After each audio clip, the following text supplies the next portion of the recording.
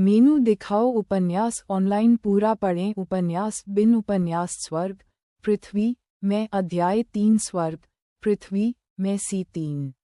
इस तरह महीने दर महीने बीतते गए और नन्ही यासेनिया 1 साल की होने वाली थी। ये जन्मदिन सबसे महत्वपूर्ण तिथियों में से एक है क्योंकि बच्चा एक ही अनुष्ठान से अपने शरीर की संरचना को प्रकट करने में सक्षम होगा। इस पर निर्भर करते हुए एक व्यक्ति या तो अपने साधना पथ में कठिनाइयों से भरा होगा या रैंक के माध्यम से आसानी से ऊपर उठेगा। छोटी यासेनिया अपनी दुम को इधर उधर हिलाते हुए गलियारे में दौड़ रही थी और उसके जूते दादा की आवाज़ निकाल रहे थे। उसे देखने वाली हर नौकरानी अनायास ही एक हल्की सी मुस्कान दिखा देती थी। जब छोटी यासेनिया एक कोने पर मुड़ी तो उसने लंबे काले बालों वाली एक लंबी महिला को देखा और उसने अपनी दूधिया आवाज में एक तीखी घंटी की तरह चिल्लाया, मम्मी। सुंदर महिला ने पलटकर देखा और उसका हमेशा ठंडा दिखने वाला चेहरा नर्म पड़ गया।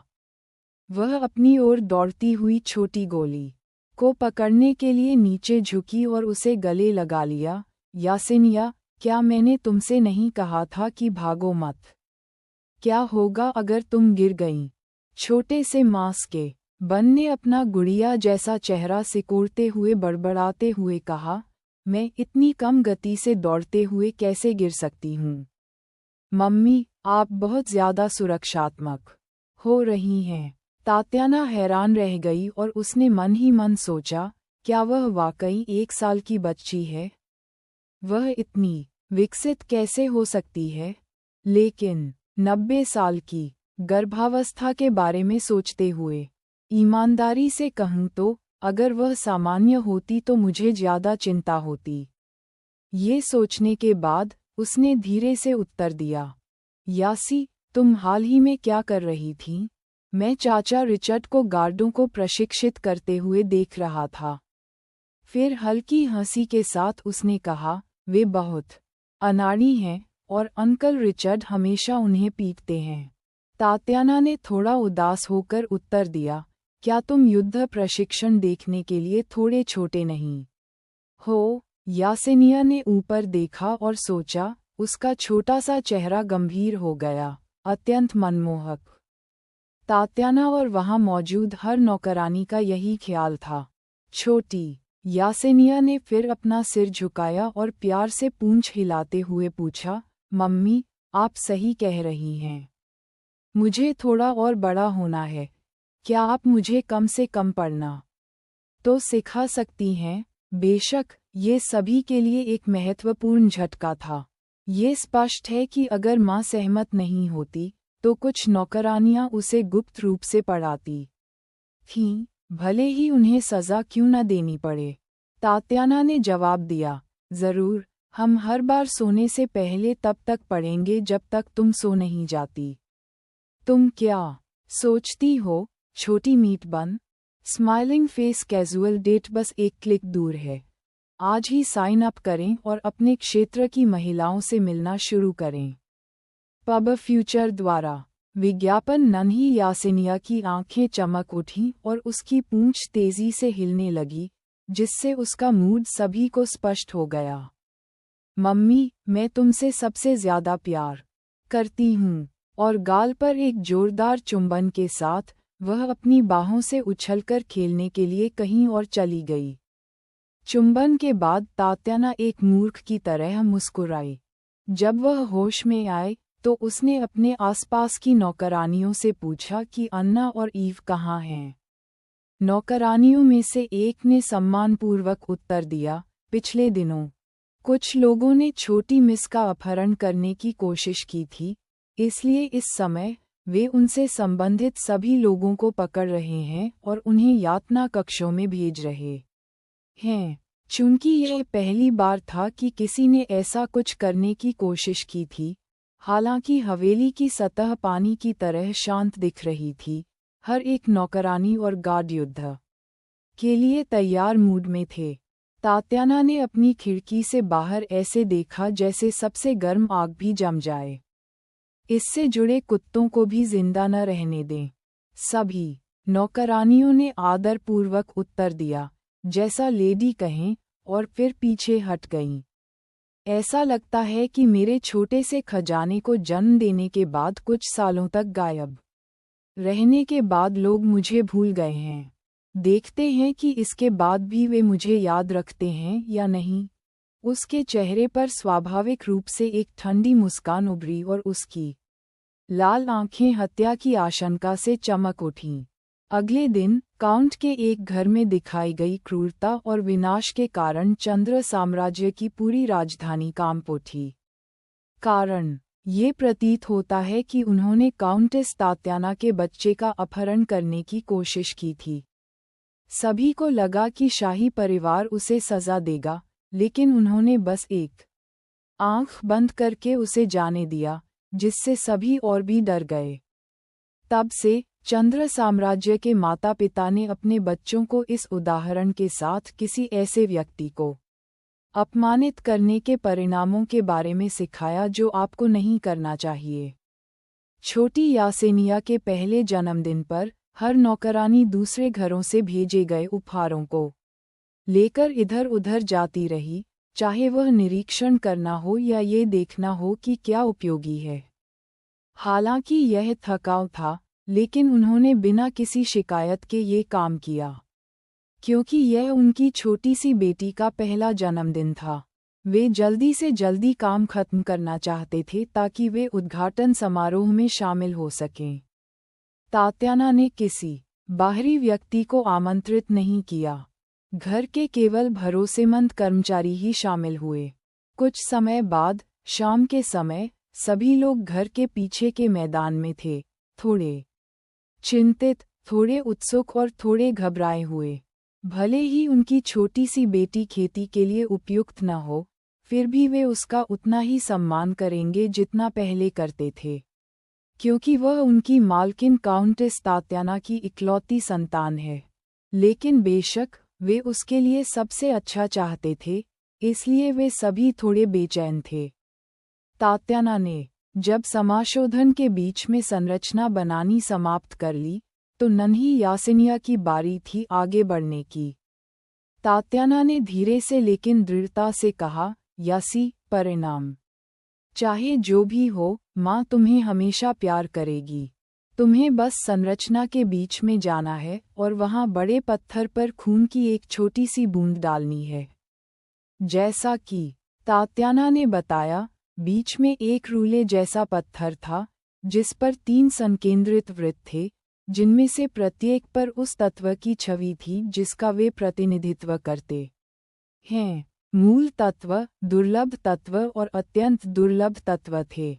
मूल तत्व हैं जल, अग्नि, पृथ्वी, लकड़ी और धातु। इनमें से दुर्लभ प्रतीक हैं प्रकृति, बिजली, कांच, मैग्मा, हवा, बर्फ, अंधेरा और प्रकाश।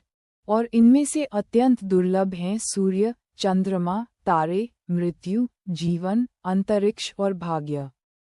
पब फ्यूचर द्वारा विज्ञापन। ज्यादा तत्व आपको अपने आप बेहतर नहीं बनाते। कुछ लोगों में सिर्फ एक तत्व होता है और दूसरों में एक से ज्यादा।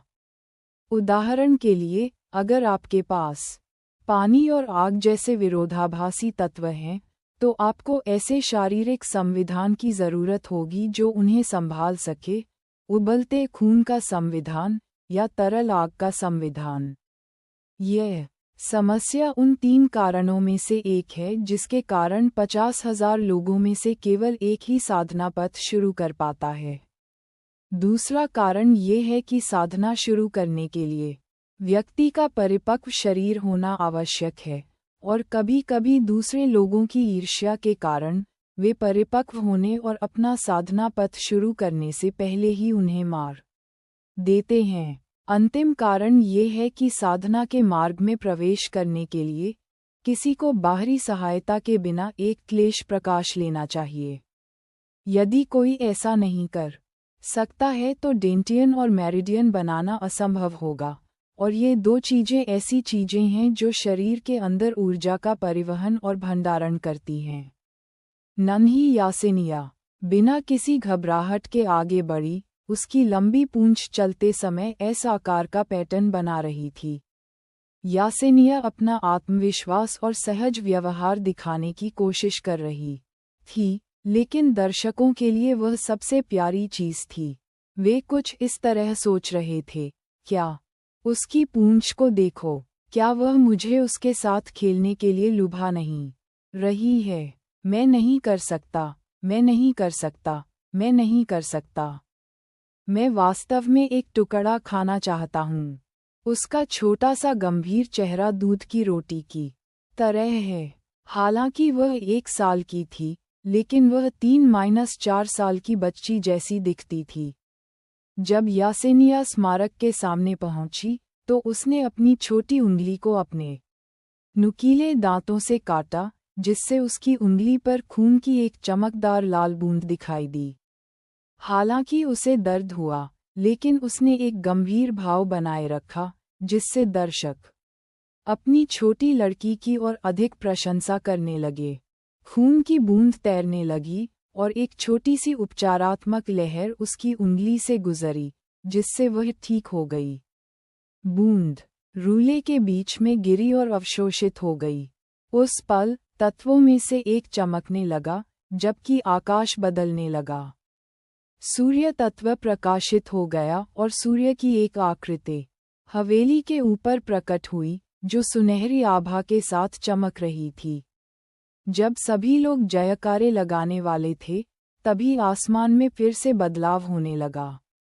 सूरज आसमान के बाईं ओर चला गया, जबकि आधा आसमान अंधेरे में डूब गया। उस अंधेरे में एक चांदी की रोशनी चमकने लगी और आधी रात को आसमान में सूरज जितना बड़ा एक पूर्णिमा का चांद दिखाई दिया। हर कोई दंग रह गया। उसमें 2 अत्यंत दुर्लभ तत्व हैं। फिर वे संभल गए और भौहें सिकोड़ने लगे। अगर उसका शारीरिक गठन अच्छा नहीं है, तो यह एक बड़ी समस्या होगी। सूर्य सबसे शक्तिशाली यान का प्रतिनिधित्व करता है, जबकि चंद्रमा सबसे शक्तिशाली यिन का प्रतिनिधित्व करता है। यदि ये तत्व किसी में एक साथ प्रकट होते हैं, तो साधना शुरू करना असंभव है और उसके अपंग होने की भी संभावना है। जब सब लोग भौहें सिकोड़ रहे थे, तभी आसमान में छाया फिर से बदल गई। सबने आंखें खोलीं, दंग रह गए और पूरे आसमान में छाए सफेद और काले प्रकाश बिंदुओं को देखा। एक तीसरी अत्यंत दुर्लभ विशेषता प्रकट हुई। चाहे वह दिन के काले प्रकाश वाला पक्ष हो या रात का सफेद प्रकाश, वे सभी जानते थे कि यह क्या दर्शाता है। आकाश के अनंत तारे। जब वे सभी प्रकट होना समाप्त हो गए, तो सूर्य, चंद्रमा और अनगिनत सितारों ने एक किरण को उस छोटे बच्चे की ओर फेंका। सूर्य की किरण और चंद्र की किरण आपस में टकराईं और तारा ऊर्जा की मदद से वे एक हो गईं। इससे उसके आसपास के 3 तत्वों के बीच सामंजस्य और संतुलन पैदा हुआ। जब तीनों तत्व एक हो गए और इन्हें प्रकाश स्रोतों के रूप में इस्तेमाल किया गया, तो रूले के ऊपर 2 वाक्य दिखाई दिए, जो अनुष्ठान के अंत तक पहुंच गए। अद्वितीय तत्व, आकाशीय, आकाश में सब कुछ उसकी शक्ति बन जाएगा। अद्वितीय संविधान, आकाशीय यिन और यांग शरीर। अराजकता के बाद संतुलन पाया जाता है और संतुलन के बाद अराजकता पैदा होती है। Join my Telegram channel for next episode.